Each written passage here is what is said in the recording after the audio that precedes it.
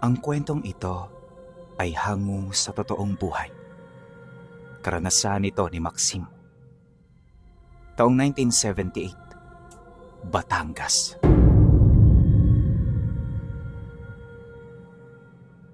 Noong mga panahong ito, nasa edad 16 anyos pa lamang si Maxim.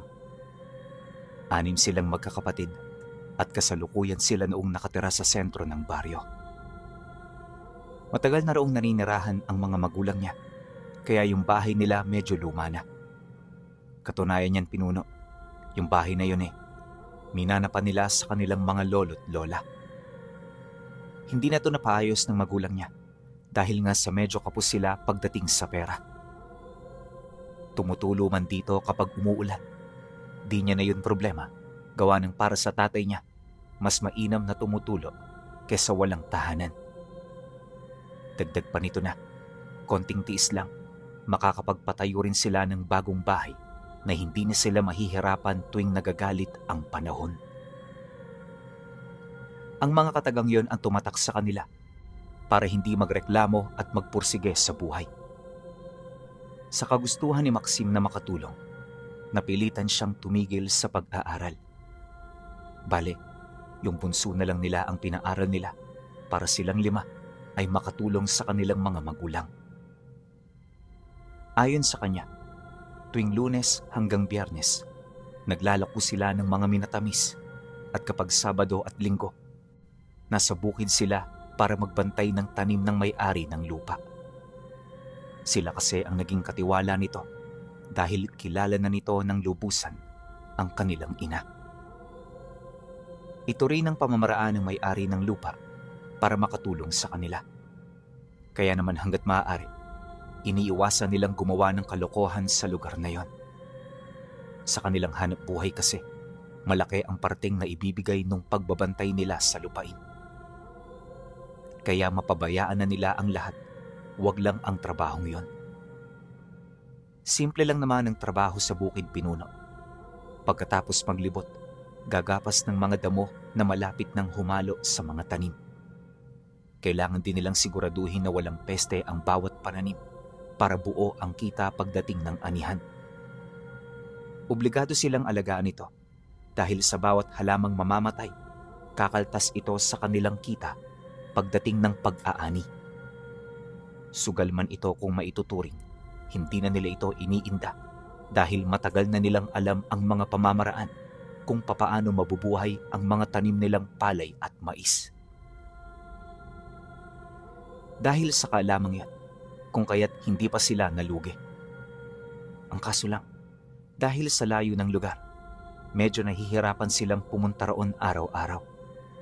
Hindi na rin gaanong sumasama sa kanila ang kanilang ama dahil abala ito sa ibang trabaho. Kalaunan, dito na rin ito nagdesisyon na magpagawa ng kubo sa bukid. Naisip kasi nito na lingguhan na lang ang pagpapalit para makatulong ng maayos sa iba pa nilang hanap buhay ang kanyang mga kapatid. Nang marinig ito nila Maxim, agad nila itong ipinaalam sa may-ari ng lupa. Wala naman yung naging pagtutol, kaya ora mismo nagtulong-tulong sila sa paggawa roon ng kubo. Habang ginagawa nila ito, panayang kanilang pag-uusap kung sino sa kanila ang mauunang magbabantay doon ng 1 linggo. Halos ilang oras din nila itong pinag-usapan hanggang sa makapagdesisyon siya na siya na lang ang mauuna. Naisip niya kasi, libre ang oras niya sa sakahan, kaya mas makakapagpahinga siya roon ng maayos. Wala ring mangiistorbo sa kanya, kaya lahat ng bagay na gusto niyang gawin magagawa niya. Ang iniisip lang niya noon ay ang mga panganib na maaari niyang makaharap sa lugar na yon. Medyo nababahala rin siya, lalo pat mag-isa lang siya roong titira kung sakali. Pagsapit ng huling gabi bago siya lumipat sa sakahan, nakausap niya ng masinsinan ang tatay niya. Medyo di na kasi siya mapakali noon, gawa ng aminado siya na may pagsisisi siya sa kanyang mga naging desisyon. Tay, kung sakali man ho, pwede bang uwian na lang ako? Lalagi ako ron hanggang alas 4 tapos kinabukasan, alas 5 pa lang aalis na ako. Pwede naman yun, di ba? Importante makarating ako doon sa tamang oras. Nang marinig ito ng kanyang ama, bigla naman itong napabuntong hininga habang sumasagot sa kanya ng, Pwede naman anak. Ang kaso lang, mapapagod ka talaga niyan. Kaya kung ako sa'yo, dun ka na lang muna. Mabilis lang naman ang 1 linggo eh. Basta wag mo lang pansinin ang oras. Tsaka isa pa, dadalawin ka naman ng mga kapatid mo pagkaraan ng 3 araw. Subukan mo na lang muna. Paano natin malalaman kung di mo susubukan, hindi ba? Nang marinig ito ni Maxim, wala na siyang nagawa kundi ang sumang-ayon. Sa puntong yon, kahit kasi masama ang kutob niya, pilit niya itong tinanggap, gawa ng wala na rin naman siyang magagawa. At sa isip-isip niya, siya naman ang unang nagboluntaryo na mauna. Kinabukasan, hindi pa man tumitilaok ang manok, ginising na sila ng mga kapatid niya. Nagtulong-tulong na ang mga ito para mailabas ang lahat ng kagamitang dadalhin ni Maxim. Paglabas niya ng bahay, agad niyang nakita ang mga kapitbahay nilang ginagawa ang mga gawain na likas na sa kanilang pang-araw-araw. Di rin sila nito gaanong pinapansin, kaya ipinagpatuloy na nila kung ano ang kanilang nasimulan. Maya-maya pa, pagsakay nila sa kalabaw, dali-dali naman silang umusad. Pagtungtong ng 7:00, nasa saka na sila. At nang maibaba na ng mga kapatid niya ang gamit niya, agad naman yung nagpaalam. Wika pa ng panganay nila. Mag-iingat ka dyan, Maxim. Tandaan mo, wala kang kasama rito. 4:00 pa lang ng hapon, magsara ka na ha. Siguraduhin mo palaging nakatrangka ang pinto. Mahirap na. Malay mo, may mga aswang ditong naglipa na.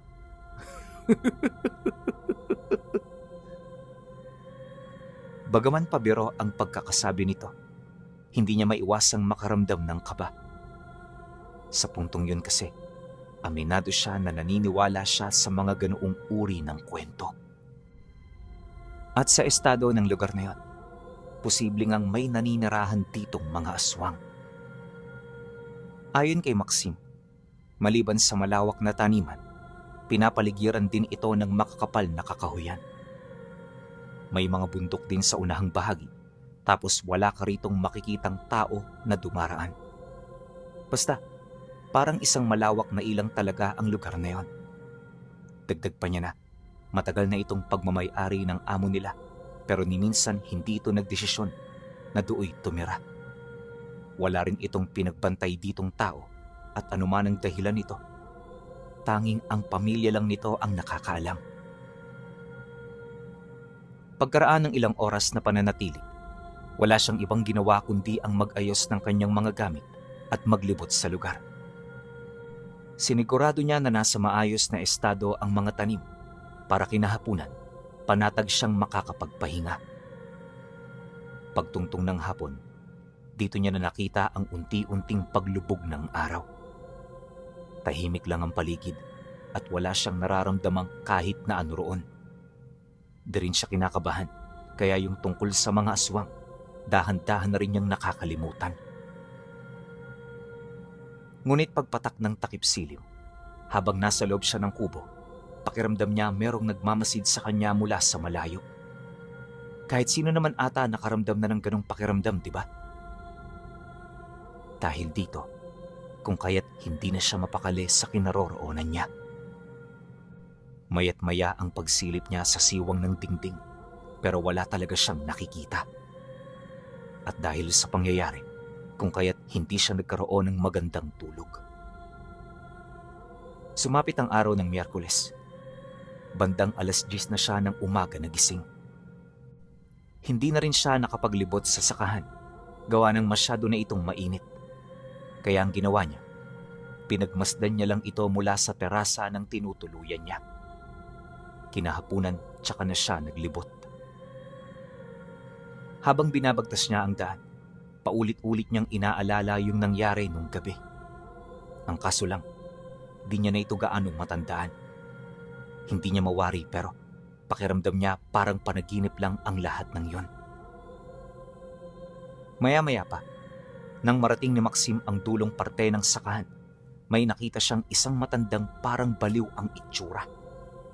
Punit-punit ang damit nito, nakapaalang, tapos may dala itong tungkod.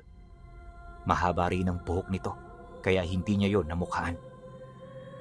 Pagpang-abot ng tingin nila, agad yung lumapit sa kanya habang pabulong na nagwiwika ng, Mag-iingat ka sa lugar na ito.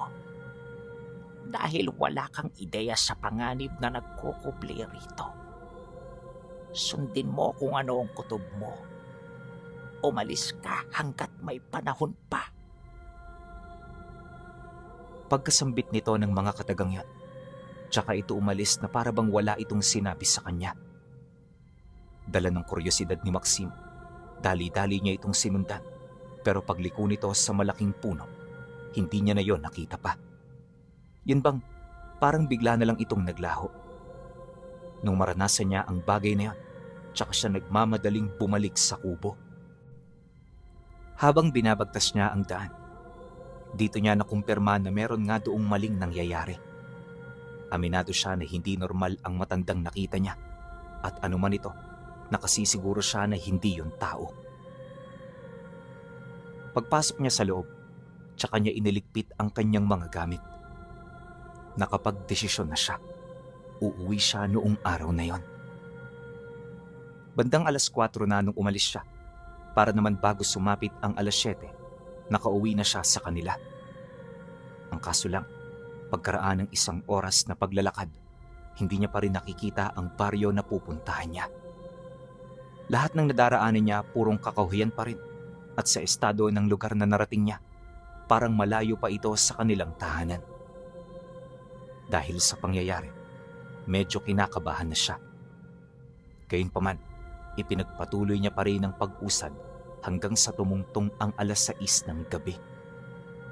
Sa puntong yon, hindi na niya alam ang kanyang gagawin dahil ang pakiramdam niya naliligaw na siya. Hindi nagtagal, pagsilay niya sa unahang bahagi ng daang tinatahak niya, may nakita siyang isang kubo na nakasarado.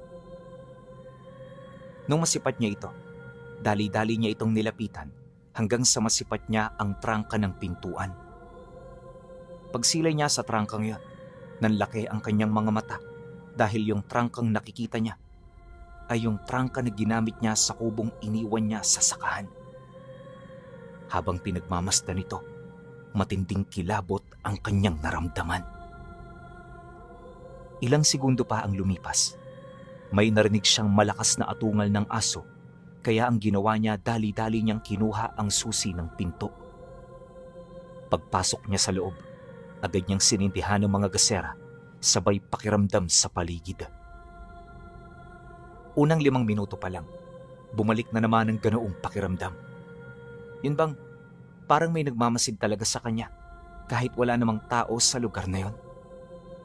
Takot na noon si Maxim Pinuno. Sa puntong konting kaluskus lang, aatakihin na siya sa puso. Mabuti na lang hindi ganon ang nangyari.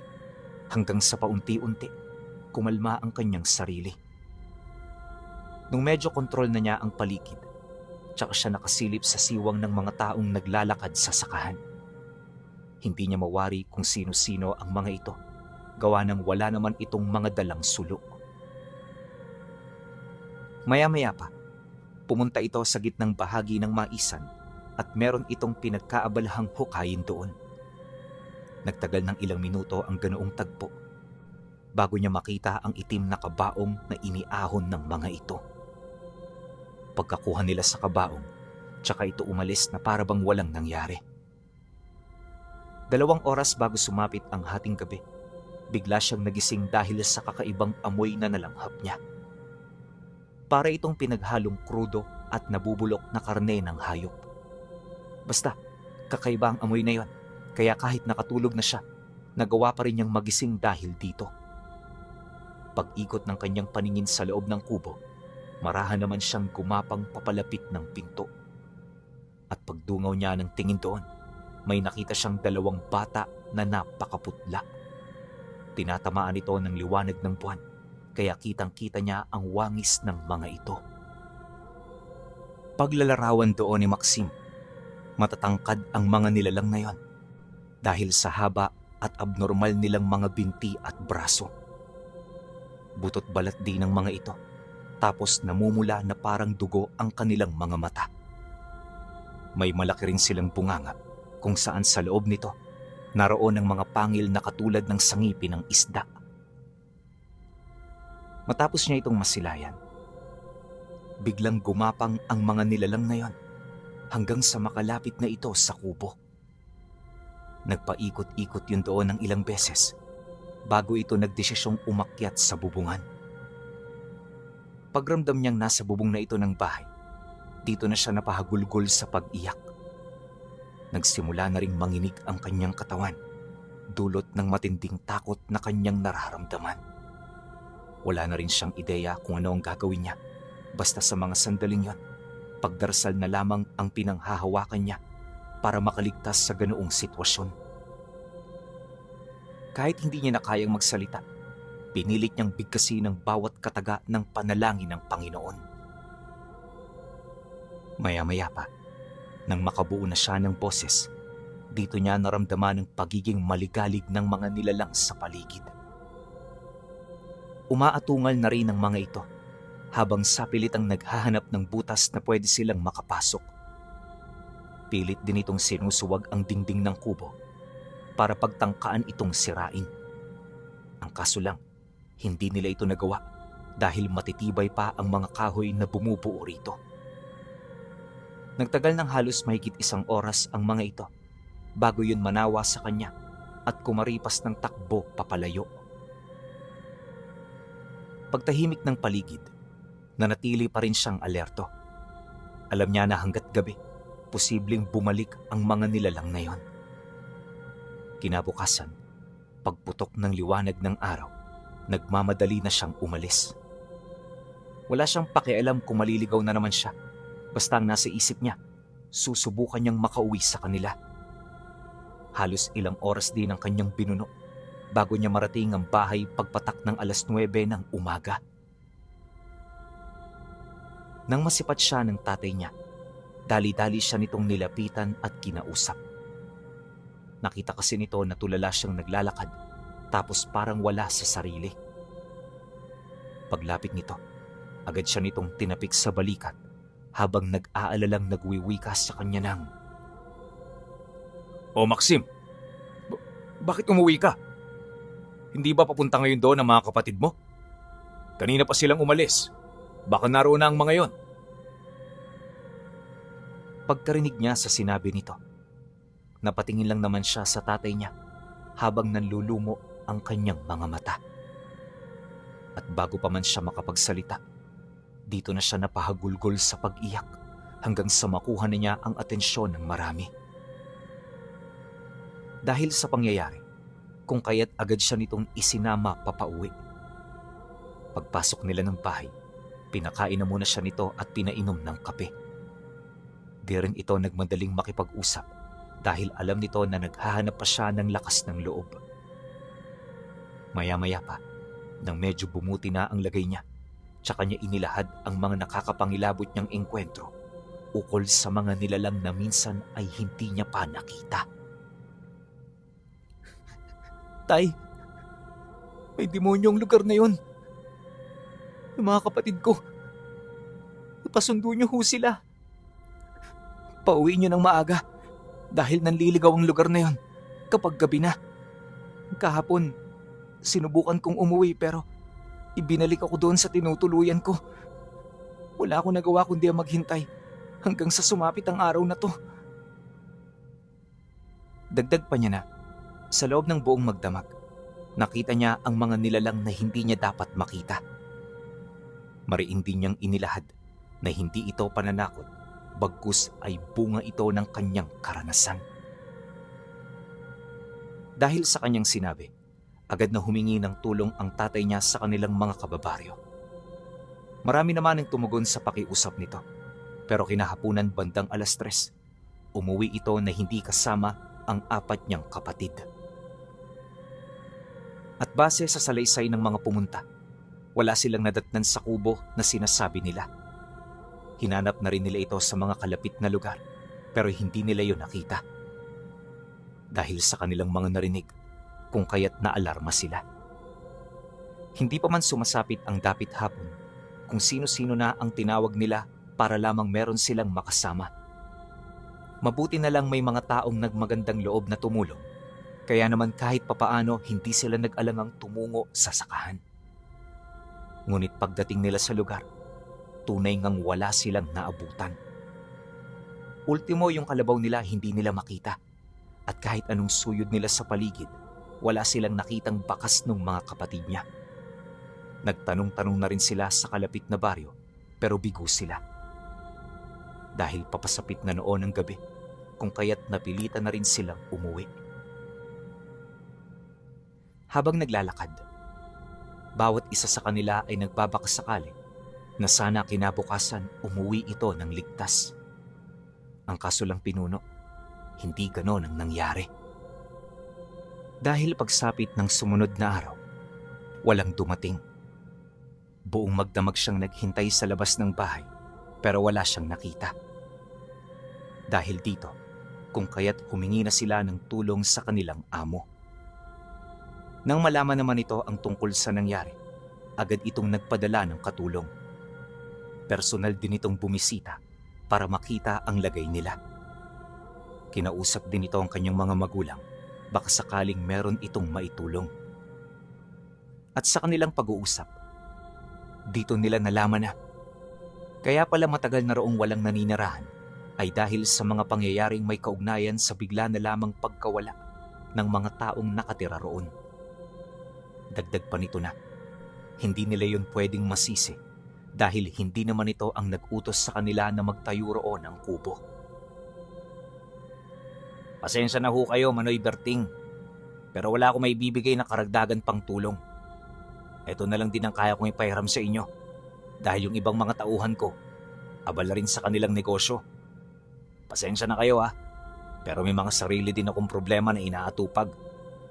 Di ko kayo inutusan na gumawa ng bahay doon.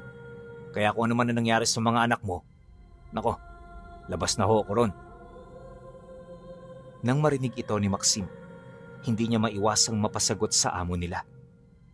Pagkatitigan nilang dalawa, di siya nagdalawang isip na magwika rito ng, "Pero tauhan niyo kami! Kargo niyo ang mga buhay namin! Kaya sa mga oras na to, hindi nyo kami pwedeng pabayaan. Hindi sapat ang mga tauhan mo. Ang kailangan namin, mga albularyong pwedeng tumulong sa amin. Nagmamakaawa ho ko sa inyo. Tulungan nyo kami." "Oo, sige na. Hingi ako ng tulong sa mga albularyo. Pero hanggang doon na lang talaga maibibigay ko Kaya huwag kayong umabuso." Pagkasagot nito sa kanya, halatang iritable ito. Nanlulumo man si Maxim sa kanyang narinig, wala siyang nagawa kundi ang sumang-ayon. Kahit papano kasi, malaki-laki na rin ang ganoong tulong. Dumaan ang 2 araw, nagpatuloy ang kanilang paghahanap. Kasakasama na nila ang mga ipinatawag na albularyo ng amo nila, pero wala pa rin silang makita. Ayon sa mga ito, hindi madali ang ginagawa nilang paghahanap dahil malakas ang sabulag at panliligaw na posibleng napasukan ng kanyang mga kapatid. Dagdag pa nito na ang lugar na kinatatayuan nila ay kaharian ng mga nilalang na hindi nila nakikita. May mga nararamdaman na din itong pugad ng mga aswang sa paligid, kaya kailangan nilang magdoble ingat. Nang marinig ito ni Maxim, hindi na siya nagsalita pa. Ang ginawa niya, sinamahan na lang niya ang mga albularyo hanggang sa matapos na ang ginagawa nito. Ngunit, pagkaraan ng 1 araw, wala pa rin nangyari. Yun bang, parang hindi man lang umepekto ang kanilang pananawas. Dala ng galit niya, dito niya na sinubukan ang mga manggagamot. Sinabihan niya itong mga mapagkunwari at wala namang alam sa lihim na karunungan. Pero nang marinig ito ng matandang lalaking tumutulong sa kanila, napansin niya na wala itong galit sa mga mata. Kaswalang itong lumapit sa kanya, sabay wika ng,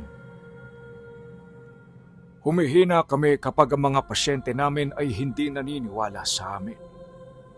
Gusto mong makakita ng milagro? Maniwala ka, kagaya ng paniniwala mo sa kanila. Nang marinig niya ang sinabi nito, hindi siya nakasagot. At magmula noon, pinaniwalaan niya ang lahat ng pinaniniwalaan ng mga manggagamot. Ilang araw pa ang lumipas. Unti-unti nang nagkakaroon ng linaw ang pagkawala ng kanyang mga kapatid hanggang sa sumapit ang isang gabi na nakita na lamang nila itong naglalakad papauwi. Nasa kasagsagan sila noon ng pagdarasal nang makita nila ang mga ito. Sa sobrang pagkagulat niya noon, agad niya itong nilapitan habang umiiyak. Ngunit di pa man niya nahahawakan ang mga kapatid niya, inabisuhan siya ng mga manggagamot na huwag lumapit dito. Ayon sa kanila, sisiyasatin muna nila ito ng maigi upang masiguro na hindi ito kinokontrol ng mga nilalang na kumuha sa kanila. Bago rin nila ito gawin, tinigal po nila ang 4 hanggang sa mawalan ito ng malay. Nang maipasok na nila yon sa loob ng bahay, agad na kumalat ang tungkol dito. Kaya kahit gabi na, pinagkumpulan ng maraming tao ang bahay nila. Nang mapansin naman yon ni Maxim, dali-dali siyang lumabas para kausapin ang mga dumating. Pinayuhan niya yon na huwag maingay, bumalik na lang kinabukasan, at kung maaari, huwag itong gagawa ng mga istoryang wala namang katuturan. May mga nakinig naman sa kanya pinuno, pero yung karamihan nagpaiwan. At kahit gabing-gabi na, naririnig pa rin nila ito sa labas ng bahay nila. Dahil sa pangyayari, kung kaya't hindi na lang nila ito pinakinggan. Itinuloy nila ang pakikinig sa mga dasal ng mga albularyo hanggang paunti-unti nawala ang mga tao. Pagpatak ng 1:00 ng madaling araw, napilitan si Maxim na magpahinga. Ilang araw na kasi siya noong hindi natutulog, kaya yung katawan niya medyo hindi na rin kinakaya ang antok. Ang kaso lang habang nasa kasarapan siya ng tulog, bigla siyang ginising ng sigaw ng kanyang kapatid. Para itong kinakatay, kaya nang marinig niya ito, dali-dali siyang napabalikwas sa higaan niya. Walang sabi-sabi, mabilis siyang pumasok sa silid kung nasaan ang mga ito hanggang sa maabutan niya yung umuunat ang katawan habang pilit na pinipigilan ng kanyang mga kadugo. Walang duda, sinasapian na ang kapatid niya, kaya kahit wala siyang ideya sa mga nangyayari, tumulong na rin siya. Kalaunan, nang maitali na nila ito sa higaan, itinuloy ng mga manggagamot ang kanilang mga orasyon. Inakala niya na nasa maayos na ang lahat, pero lingid sa kanyang kaalaman, may mangyayari pa pala. Sa loob ng ilang minutong pagdarasal nito, nakita nila ang dahan-dahang pagpalit anyo ng mga kapatid niya. At sa hindi malamang dahilan, bigla na lamang itong nagsuka ng kung ano-ano hanggang sa may mga lumabas ng galamay sa kanilang mga ilong. Nangitim na rin ang kanilang balat, tapos parang wala na yon sa matinong pag-iisip. Mula sa araw na yon, pilit na nagpupumiglas ang mga nilalang dahil sa kagustuhan nitong tumakas. Hindi na rin ito nagpapahinga na para bang di yun nakakaramdam ng pagod. Nagpatuloy ang ganoong pangyayari sa loob ng 1 buwan hanggang sa 2 sa mga kapatid niya ang hindi na ito kinaya. Nung mawala ang mga ito, nagdulot ito ng pagkaalarma sa panig nila. Napagtanto kasi noon ng mga manggagamot na seryoso na ang pinagdadaanan ng magkakapatid. May mangilan-ngilan na rin sa kanila ang naniniwalang hindi nila ito kakayanin, kaya humingi na sila ng tulong sa iba pang mga albularyo. Ang kaso lang, wala ring nakatulong sa kanila hanggang sa hindi nagtagal, nagsimula ng aswangin ang mga ito. Ayon kay Maxim, na nung mamatay ang 2 kapatid niya, gabi-gabi na silang dinadalaw ng mga aswang. Matinding kalbaryo ang naidudulot nito sa kanila, lalo na sa mga kapatid niyang lumalaban. Nang matunugan naman yon ng mga manggagamot, gumawa ito ng paraan para makapaglikha ng mga panibagong pangontra. Ito ang kanilang ginamit para maitaboy ang mga ito. Yun nga lang, hindi pa rin yun umubra. Kahit kasi nasa malayo ang mga nilalang na yon, pinipilit nitong makapagpadala ng dasal na lilinlang sa mga tumutulong sa kanila. Dahil sa pangyayari, kung kaya't naging mahirap ang ginagawang pagtulong ng mga manggagamot. Kalaunan wala na rin itong nagawa, kundi hayaan ang mga kapatid niya na mamatay sa pamamagitan ng pagsuka ng kanilang mga sistema. Tama kayo ng narinig, pinuno. Isinuka ng mga ito ang kanilang bituka, gayon din ang iba pang mahalaga nilang laman loob. Maging si Maxim nga noon, hindi makapaniwala sa mga nakita niya. Wala ring doktor ang makapagbigay linaw sa mga pangyayari dahil maging ang mga ito man nagulat sa kanilang mga narinig at nasilayan. Magmula noon, unti-unti nang binalot ng kalungkutan ng kanilang buhay. Yung kanyang ama, nawalan na ng ganang magtrabaho dahil sa nangyari sa kanila. Mag-iisang dekada rin silang nalugmok bago ito muling naglakas loob na maghanap buhay. At pagkaraan ng isang dekadang pagtitiis, pilit nilang muling itinayo ang kanilang mga paa. Awa naman ng Diyos, may magandang kinahinatna ng mga sakripisyo nila. Tuluyan na rin silang kumalas noon sa kanilang amo dahil na rin sa mga nangyari. Magmula noon, ang lugar kung saan sila nagsasaka ay tuluyan ng napabayaan. Wala nang naglakas loob na magtrabaho rito dahil alam nila ang kahinatnan kung pipiliin nilang makipagsapalaran. Noong mga panahong kasing namatay ang kanyang mga kapatid, ipinakalat nila ang totoong dahilan kung bakit ito nawala. Para kay Maxim Pinuno, sapat na ang nangyari sa kanila para hindi na yon pamarisan ng iba. At hanggang ngayong pangkasalukuyan, nananatili pa ring sariwa sa kanyang alaala ang tungkol sa misteryoso sa likod ng pagkamatay ng 4 niyang kapatid. Pero may isang bagay ang namumutawi sa kanilang mga isipan. At ang dahilan ng pagkamatay ng mga ito ay nung makalanghap sila sa kubong pinagtirhan nila ng hininga ng aswang.